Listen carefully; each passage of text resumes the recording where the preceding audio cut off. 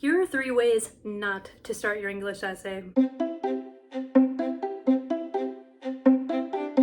Hi, welcome back to my channel. My name is Carly Stevens. I'm a teacher and author, and this is English Nerd.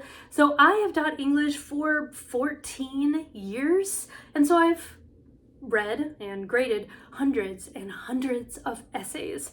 And there are just some ways to begin an English essay that I would strongly not recommend you do. Avoid all of these unless your English teacher specifically says to do one of these things. I'm not sure why they would, but there you go. So for the purposes of illustration, we are going to work with a prompt having to do with The Picture of Dorian Gray by Oscar Wilde. Right now I have an ongoing series happening on the channel where I go through chapter by chapter, analyzing, summarizing, doing all that fun stuff. So if you're interested, then definitely check that out. But we always have to start with the prompt, right? That's going to give you the question that you'll answer in your English essay. So again, for purposes of illustration, our prompt is going to be, what is the significance of beauty in The Picture of Dorian Gray? So very simple prompt. You could go a lot of different directions with that. What is the significance of beauty in The Picture of Dorian Gray?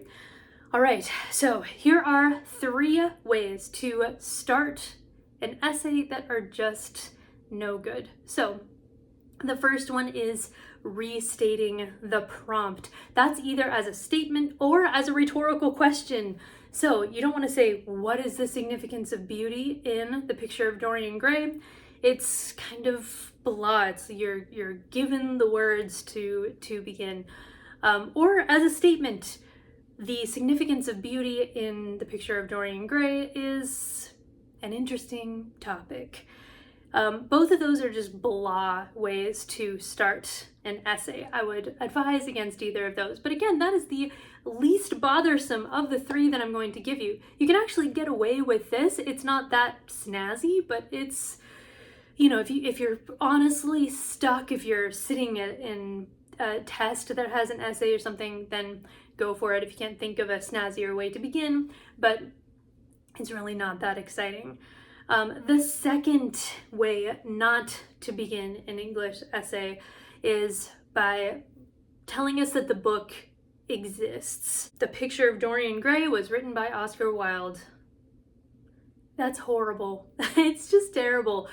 Yes, you do want to give that information. This is the book that I'm going to be writing about. This is the author. You do want to have that somewhere in your introduction, in your first couple sentences. But beginning with a sentence that is that bland without saying anything interesting about it, I would advise absolutely not to do. The Picture of Dorian Gray was written by Oscar Wilde is the blandest of bland sentences you could possibly have. Unless you go to number 3, which is just terrible. There's so much more interesting stuff that you can say in an essay than to begin this way. So number 3 is vague praise. The Picture of Dorian Gray is a great book. Cool, yeah, so that's why it's on the syllabus. It's not just to check a box, hopefully. Hopefully your English teacher genuinely understands and sees the value of studying this. Yes, it's a great book. It's good. It's interesting. If you say great, good, interesting, you're not saying anything about the book at all. You're just using up space with the fluff that you have. So I, once again, to recap, would say do not start your essay by restating the prompt. Do not start it by telling us that the book exists, and don't start it by giving us a vague praise of some kind just to say, yeah, no, I totally agree, this is wonderful. It's terrible. So if you're sitting there thinking, okay, well then how am I supposed to start an English essay then if I can't use those 3? There are plenty of ways to do it. The main piece of advice that I would give you is start with something specific.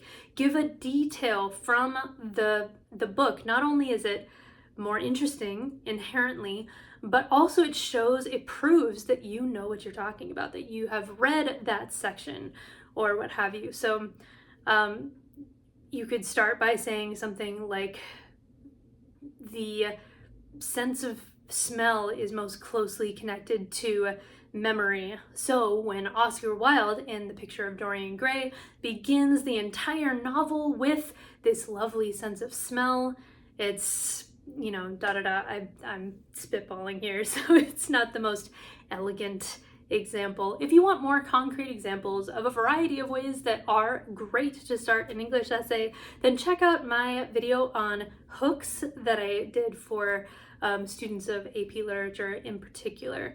I give several examples of snazzy ways to start an essay there.